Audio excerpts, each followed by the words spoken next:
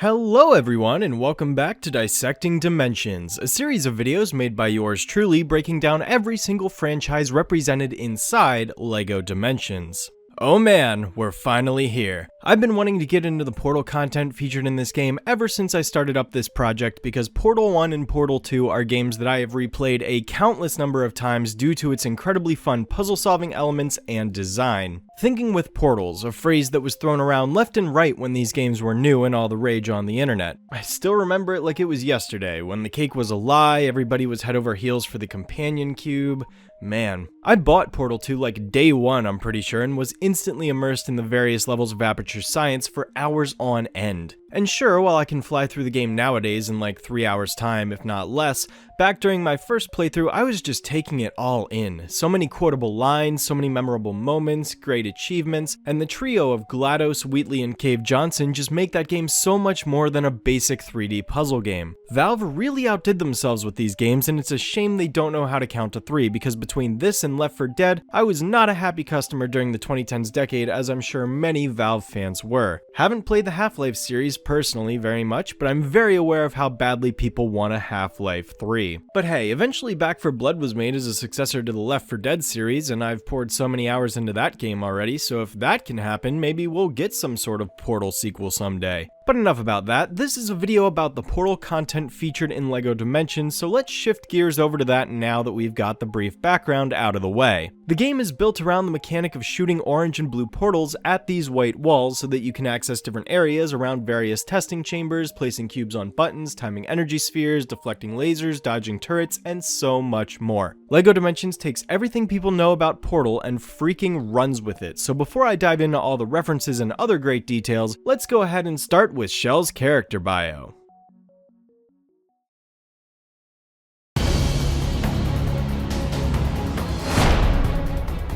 So Portal only ended up getting one playable character in the form of Shell, the surprisingly persistent silent protagonist of the game who stops at nothing to get out of the Aperture Science testing facility and achieves her ultimate freedom in the end. Given that she's mute, she doesn't have a voice actress or any dialogue in this game at all for that matter. However, the marketing team for the game did still manage to get Elysia Glidewell, who served as the basis for Shell's original character design, to appear in one of the big commercials for the Portal 2 content of the game, so that was still pretty cool regardless. In LEGO Dimensions, Shell only has two abilities to her name, those being Acrobatics and the Portal Gun, which is also her accessory. The Portal Gun ability is something that she and she alone is capable of performing, however, and is an ability that is very much required frequently throughout the game for 100% completion, so she is an absolute must when it comes to acquiring her for LEGO Dimensions. Absolutely. The Portal Gun ability itself functions exactly like it does in the original game, with squares shooting a blue portal and circles shooting an orange one, although these portals can only be shot onto specific panels in the game rather than any old white test chamber wall, which makes a lot of the puzzles a bit more straightforward because the possible locations that the portals can be placed upon becomes extremely limited, whereas a big factor of the original games was placing portals in the correct spots and that being left up to the player to figure out. Shell also comes with the Companion Cube gadget, which can be used to press portal buttons to open doors or deflect lasers with the appropriate upgrade, and the Turret Vehicle, which auto-locks onto targets, which is also useful for solving certain puzzles inside this portal-specific level. Ultimately, the best thing about Shell is her unique ability, but that's only scratching the surface of what her level pack comes with.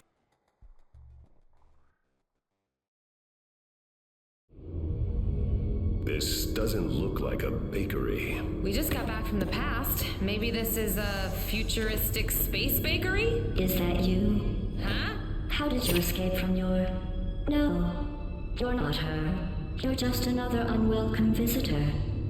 Next up, let's talk about the story level briefly. Following the results of the Back to the Future stage of story mode, Batman, Gandalf, and Wildstyle make their way to Aperture Science in order to find the foundation element of this world. The Portal level is the 7th level of story mode and is basically just an amalgamation of test chambers that the player needs to solve in order to progress forward, just like the original games themselves. Along the way, there are puzzles involving lasers and grids, the various keys that were collected in the first 5 levels, and more. Wheatley even shows up at one point to help you take down GLaDOS similarly to how he did in Portal 2, which is cool, and the level even ends with a full-on boss fight against her, which is just awesome. color me impressed. I have to say, I really think the Portal content is the best yet when it comes to my personal enjoyment of the game, and the writing here is pretty witty to boot. There is a secret area within the Portal level, but unfortunately it's not all that exciting because it's just 3 additional test chambers you can access instead of following Wheatley off the beaten path. The mini-kits of the level are actually the personality cores as well, which is another neat nod to the games. Yeah, overall I'd say that Portal hosts my favorite story mode level as well. It doesn't do a lot to flesh out the overall story, but as far as the design and unique boss fight goes, I can say I'm plenty satisfied. This level specifically is pretty great.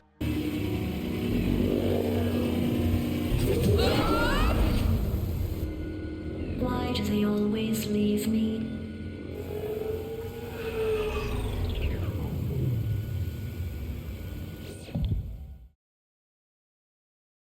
It's me. Do you mind me saying, I love these new blue portly things. They're yours, right? Anyway, I've been on quite an adventure. Look at this, I even got fitted with anti-gravity. Check this out, I can move up, and I can move down, opposite of up, look at that, down, up, down, up, down, up, down, up, down. Left and right probably as well. Be quiet. Oh dear. Someone booted up on the wrong side of the BIOS this morning, if I'm not mistaken. You test my patience. And just like Marty McFly's Back to the Future level pack, Shell's level pack comes with the same exact expansion, a full-blown Portal 2 level specifically designed around Shell's portal gun ability, complete with the same portal puzzle elements as before, even including the propulsion and repulsion gels, which were a ton of fun to move around with. Seriously, those are easily my favorite aspect of the level. The story of the level isn't all that deep. Basically, Shell and Wheatley just get warped there out of nowhere, and then they go through a non-canon adventure with GLaDOS, berating them along the way. The level starts out in regular old Aperture until the characters find themselves having fallen deep underground into old Aperture, and then making their way back up to the surface where they fight GLaDOS in a second boss battle separate from the story mode fight. The turret and companion cube items that come with Shell inside her level pack are decently interesting too. The companion cube specifically is used a lot to press down buttons for puzzle solving, and the turret is used to automatically fire at targets to activate certain attributes within the test chamber. Honestly, as a Portal fan, there's a lot to enjoy here, and even if you aren't that familiar with the original games, it's still fun to go through the different test chambers because truthfully, the puzzle solving elements of LEGO Dimensions are at their best in the Portal related content. No question. Could I recommend Portal's level pack even to those who aren't going for 100% completion? Absolutely. This level was a blast from start to finish. Definitely can't praise it enough. I bet she's got tons of skeletons in her closet. Literally, there used to be loads of stuff here. I've not seen hide a hair of them. Well, I never. Where do you suppose they got these from? That answers that then. After you?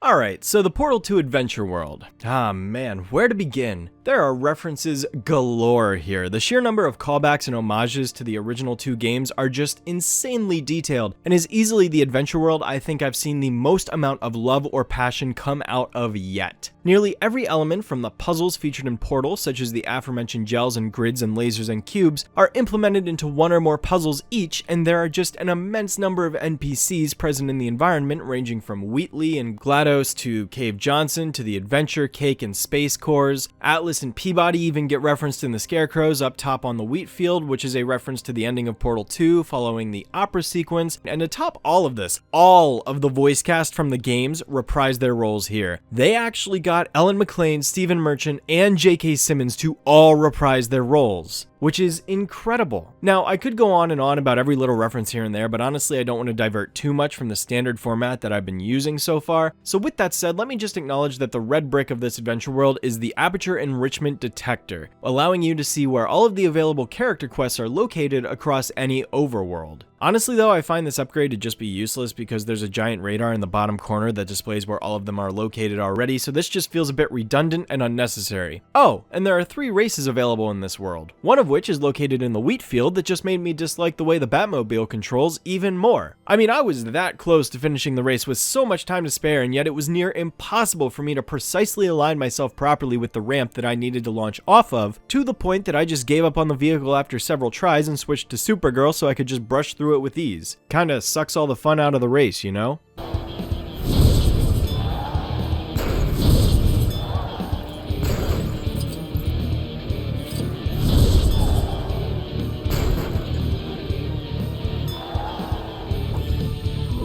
Now, as far as renovations go, boy are there a decent number of them here. Right off the bat, the jukebox is located in the lobby of Old Aperture. Most of the renovations present in this adventure world in one way or another have some sort of tie to the original game, so starting with the relaxation room, this renovation rebuilds the initial hotel room that Shell finds herself waking up in at the very start of Portal 2, where Wheatley first discovers her, before taking her on this long trek through a bunch of Aperture Science structures and blockades. Sorta wish there was a line here referencing her saying apple, but hey, I'll take what I can get. Next up is the renovation for the choir room, which I mentioned was where the opera number was located. Although, I suppose I should mention that this actually contains both Portal songs, the turret rehearsal and the ending credits theme, so you can actually hear both of them in this area.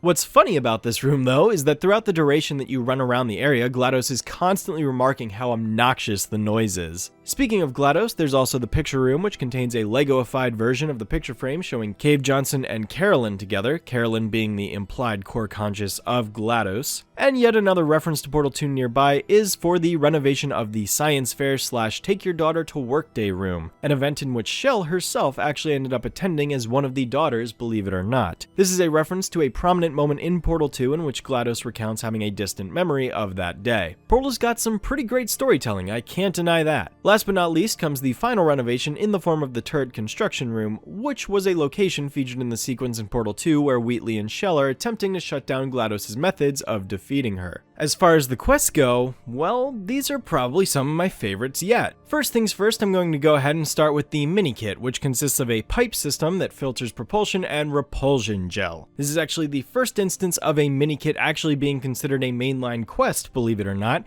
as GLaDOS challenges the player to get through the obstacle course that is activated when the player interacts with this device. Now that the Aperture Science dual gel distributor has finally been reassembled, we can begin testing its functionality. Fortunately for you, I have set up appropriate test apparatus for just such an occasion.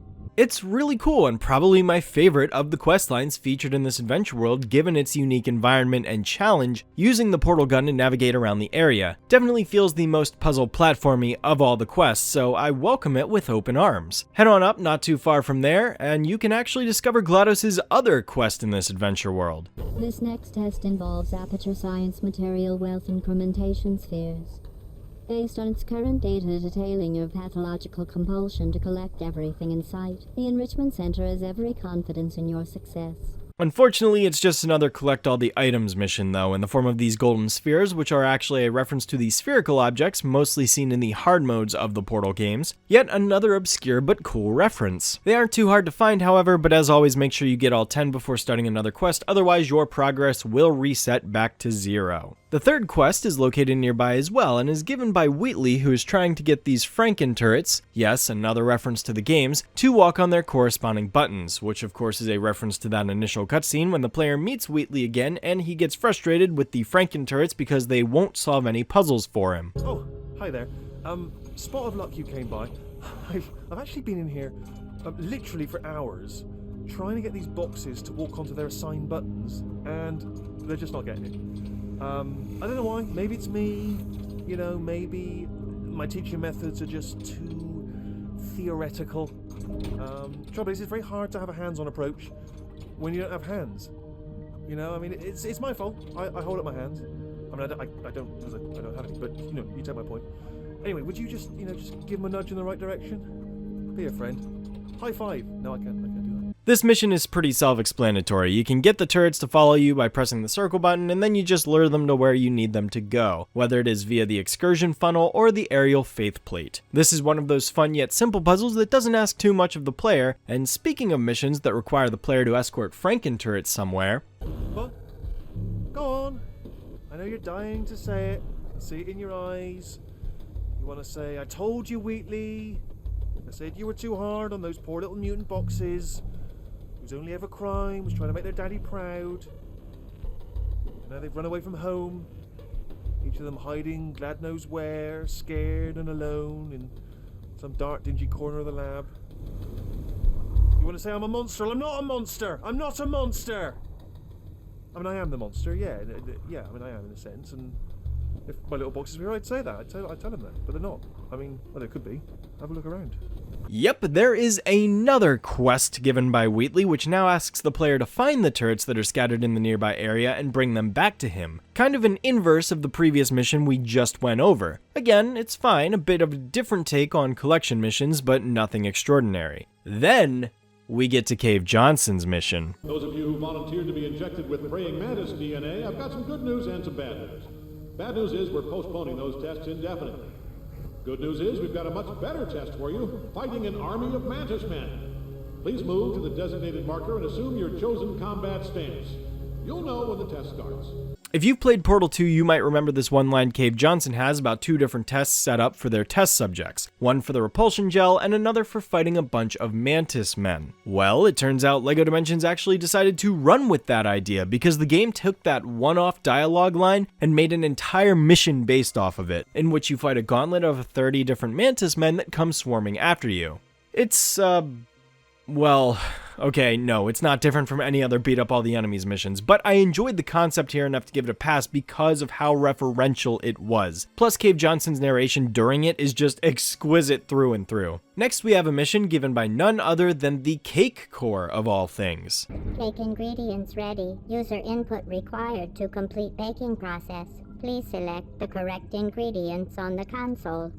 This is of course meant to be the same core that the player ends up incinerating in the first game, the one that spouts off random ingredients about what was in the cake that GLaDOS promised Shell. In this game, the mission is just as simple as selecting the ingredients it asks of you, and voila, mission complete. Lastly comes the Adventure Sphere's Obstacle Course mission, where the player needs to navigate these physical challenges to appease the Adventure Sphere's ego and, well, sense of adventure. Hey there, sugar. How'd a pretty little flower like you manage to sprout up in a dingy old lab like this? Oh, it doesn't matter. There's adventuring to do.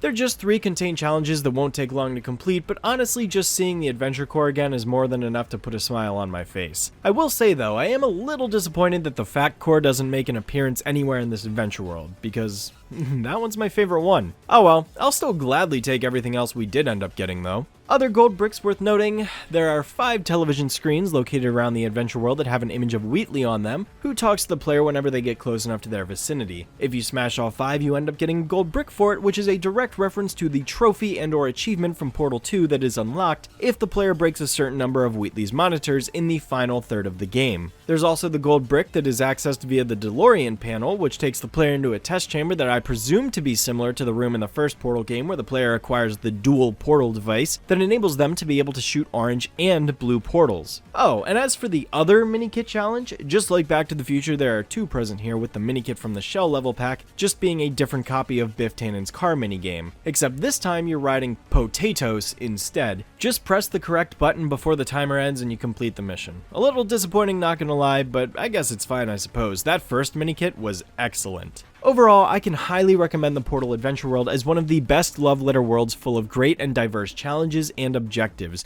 as well as a very unique level design. The fact that this adventure world is basically a giant column with various odds and ends located around the outside and several unique test chambers within that are all interwoven in between each other creates such a different experience from all of the vast open worlds that I'm used to running around by this point. Despite its compactness, it is still a big world to explore, and my overall satisfaction is the highest it's ever been. My excitement for the Portal 2 Adventure World really lived up to the hype, and boy am I glad I went into this without spoilers, because that really enhanced it for me. Great world, great performances from the characters, all around a great experience. Next up, however, we're going to be switching from robots and moving on to dinosaurs as we shift gears into the Jurassic World Adventure World and the various aspects that come along with that franchise. Until next time, Shadowstreak signing off.